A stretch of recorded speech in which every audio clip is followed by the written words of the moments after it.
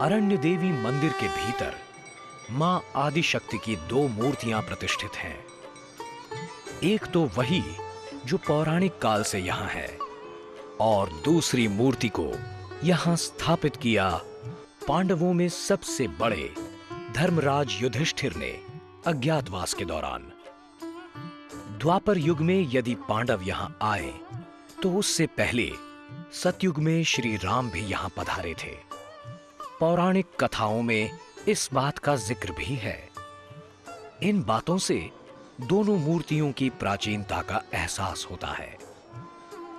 यूं तो अरण्य देवी मंदिर में माना जाता है कि सभी मनोकामनाएं पूरी होती हैं, लेकिन ऐसे पति पत्नी जो विवाह के कई सालों बाद भी माता पिता नहीं बन पाए, उनकी मन्नत जल्द से जल्द पूर्ण होती है यहां। यही आस्था लेकर रेणु भी गई थी 4 साल पहले अरण्य देवी के मंदिर। खुद की उम्र कम थी और पंकज से विवाह को भी सिर्फ 2 ही साल हुए थे। फिर ऐसा क्या हुआ कि उसे अपनी आस्था का सहारा लेना पड़ा।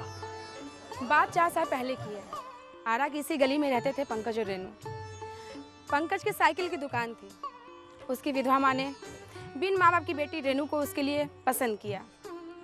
उन दोनों की शादी भी धूमधाम से हुई। रेणु की बड़ी बहन ने माँ का हर फर्ज पूरा किया और रेणु भी ससुराल जाकर अपनी सास से माँ की छवि देखी। शादी के 2 सालों तक खुशियों की बहार थी उनके जीवन में, लेकिन ना जाने फिर उनके जीवन में किसकी नजर लग गई। पंकज, उसकी माँ और रेणु, बस यही छोटी सी दुनिया थी। शादी के 2 सालों तक सब ठीक रहा और फिर एक दिन रेणु पहुंची अपनी बड़ी बहन के घर। अचानक रोते बिलखते रेणु की बड़ी बहन उसे इस तरह आया देख हैरान भी थी और परेशान भी। क्या हुआ रेणु, मेरा दिल बैठा जा रहा है। बता क्या हुआ? पंकज तो ठीक है ना? वो क्यों नहीं साथ आया? क्या हुआ? माँ जी ने मैं घर से निकाल दिया। क्या? माँ जी ने घर से निकाल दिया? लेकिन क्यों? अब उस घर में कुछ नहीं बचा मेरे लिए दीदी। सब कुछ खत्म हो गया, सब कुछ। ये सब क्या कहे जा रही हो अम्मा? सही तो कह रही हूँ। माँ हूँ तेरी, पाला पोसा है तुझे, इतना बड़ा केस लायक बनाया है तुझे। आज तू मुझे से जुबान लड़ा रहा है। सब इसकी वजह से। ये 2 दिन की लड़की, इसने तो तेरा सर्वनाश कर ही दिया जो करना था। लेकिन मैं हूँ, करवाऊंगी तेरा दूसरा ब्याह। नई बहू आएगी, वही पोते पोती का सुख देगी मुझे। इस कर्मचारी से तो कोई उम्मीद ही नहीं बची। अम्मा होश में तो हो। रेणु के रहते मैं दूसरा ब्याह करूंगा? कभी नहीं। ये बात है तो निकाल इसे, अभी के अभी निकाल इसे। और तू यहाँ खड़ी होकर तस्वीर क्या बहा रही है? तूने हमारे बेटे का जीना हराम करके रख दिया है, जीवन बर्बाद कर दिया है तूने, बांझ कहीं की। मेरा नाम पंकज है।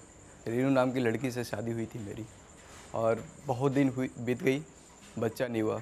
मेरी माँ बहुत परेशान रहने लगी और रेणु से भी नफरत करने लगी। बांझ, ये शब्द सुनकर कोई भी औरत जिसने अपना गृहस्थ जीवन आरंभ ही किया हो, कैसे अपना सुध बुध खोए बिना रह सकती है भला। पंकज भले ही रेणु का पक्ष ले रहा था, लेकिन उसकी मां अपने शब्दों पर कायम थी कि रेणु मां नहीं बन सकती। लेकिन उन्हें इतना यकीन क्यों था? क्योंकि ऐसा डॉक्टरों का कहना था।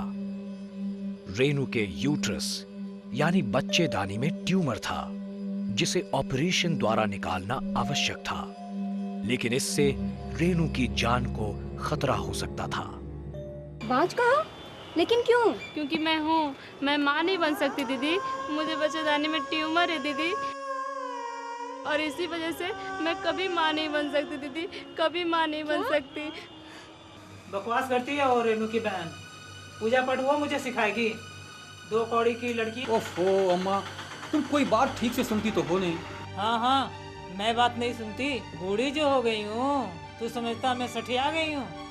अरे जब डॉक्टर ने कह दिया है कि वो माँ नहीं बन सकती है, मतलब नहीं बन सकती है। हाँ, और तू क्या कह रहा था? कौन सा मंदिर? हाँ, अनन्या देवी का मंदिर है। वहाँ जाकर कौन सा भला हो जाएगा? एक बार जाकर देखने में हर्जी क्या है अम्मा? रेणु की दीदी कह रही थी कि उसकी ननद की देवरानी को भी कुछ तकलीफ थी। वो लोग अनन्या देवी के मंदिर गए और आज उनके जुड़वा बच्चे हैं। नाटक कर रही है। मुझे रेनू और उसकी बड़ी बहन पे बिल्कुल भरोसा नहीं है। तू मंदिर नहीं, मेरे साथ लड़की देखने जाएगा, समझा? पंकज पूरी तरह से दो पार्टों में बट चुका था। एक तरफ उसकी माँ थी जो उसकी दूसरी शादी कराने पे उतारू थी, तो दूसरी तरफ उसकी पत्नी रेनू जो पूरी तरह से अपने पति और बड़ी बहन के सहारे अपनी बीमारी को झेल रही थी। इन दोनों में किसका पलड़ा भारी था? किसका साथ देगा पंकज? पंकज ने एक बार फिर दोनों में से रेनू का ही पक्ष चुना और वो रेनू के साथ अरण्य देवी के मंदिर जाने के लिए रेनू की बड़ी बहन के घर पहुंचा। रेनू खुश थी कि आखिरकार उसे अंधेरे में एक रोशनी की किरण तो नजर आई। रेनू की बहन ने मंदिर जाने के सारे इंतजाम करके दिए। वे अरण्य देवी मंदिर के लिए निकलने ही वाले थे कि अचानक वहां पंकज की मां आ पहुंची। पंकज को वहां देखकर उसकी मां के क्रोध का ठिकाना न रहा। बहस, तकरार, झगड़ा। एक बार फिर पंकज की मां रेनू और उसकी बहन पर उन्हें धोखा देने का इल्जाम लगाते हुए बेवजह कोसने लगी। मुझे मत समझा। एक तो सच छुपाकर अपनी बांझ बहन को मेरे बेटे के गले फंसा दिया। अब पंडो पुजारों के चक्कर में फंसा रही है तू। सब जानती हूँ। ऐसे मंदिरों में मन्नत मांगने से अगर बांझ औरतें माँ बन पाती तो दुनिया में सबके 10-10 बच्चे होते। कोई औरत बांझ नहीं कहलाती। पंकज की मां के तानों के बावजूद रेनू की बहन ने उन्हें समझाने की कोशिश की, लेकिन उन्हें नहीं मानना था और वो नहीं मानी। चाची जी, एक बार हो आने दीजिए इन दोनों को अनन्या देवी के मंदिर से। कुछ फल ना मिला तो मुझे सुना लीजिएगा, लेकिन मुझे भरोसा है ये नौबत नहीं आएगी। रेनू की सूनी गोद जरूर भरेगी वहाँ से आने के बाद। मुझसे दूर करने का ये तरीका है बेटा इन लोगों का। ये काला जादू किया है तेरे ऊपर इन्होंने, काला जादू। चल बेटा चल चल। बस भी करो अम्मा। 2 कदम तो तुम चला नहीं जाता। कहती हो आंखों से कुछ दिखाई नहीं देता। सारा दिन बैठे बैठे पंखा चलती रहती है। घर का सारा काम रेनू करती है। तुम्हारे हाथों में पानी का गिलास तक देती है। इस हालत में भी उठ तक नहीं करती और तुम इसे ताना देने के लिए यहां तक चली आई। तुम चाहे जो कहो, मैं अरण्या देवी के मंदिर जरूर जाऊंगा। तो मुझे पूरा विश्वास है कि मेरी मनोकामना जरूर पूरी होगी। अपनी माँ की मंजूरी न होते हुए भी पंकज ने अपनी भक्ति को सर्वोपरि रखा और अपनी पत्नी रेनू को बड़ी बहन के साथ अरण्य देवी के मंदिर में मन्नत मांगने के लिए भेज दिया। पंकज की भक्ति और अपनी माँ की जिद के इस खेल में कौन जीता? क्या रेनू का जीवन फिर से खुशियों के साथ महक उठा पंकज के साथ, या पंकज को हार मानकर करनी पड़ी दूसरी शादी के लिए? हाँ,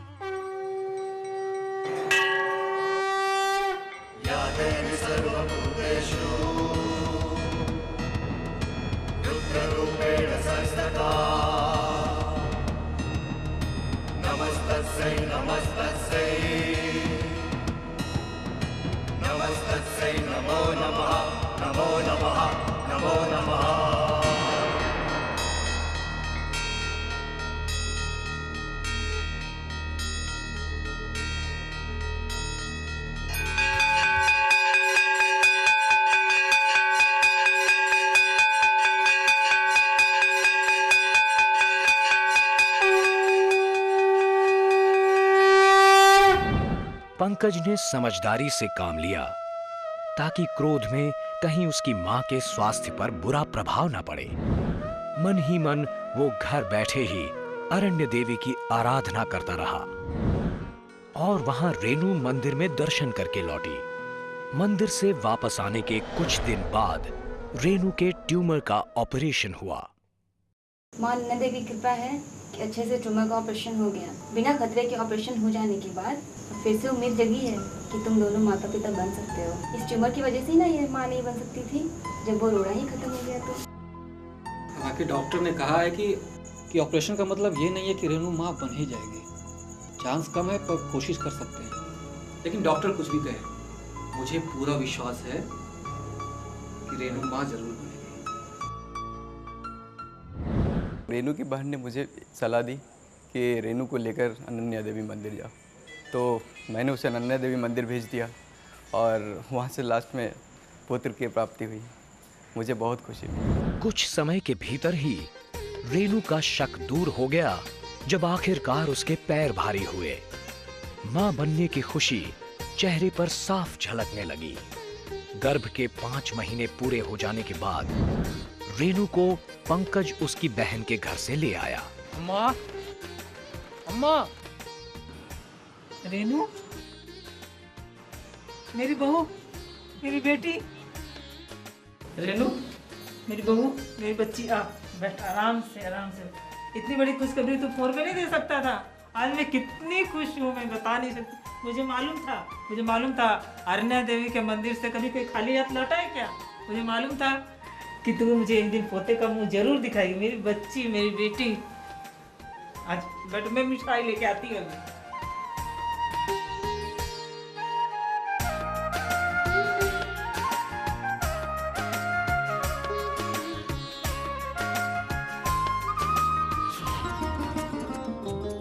तो आखिरकार पंकज और रेनू की पुकार माँ आदिशक्ति ने सुन ही ली और वो दोनों अपनी संतान को लेकर आनंद देवी के मंदिर में गए मन्नत उतारने।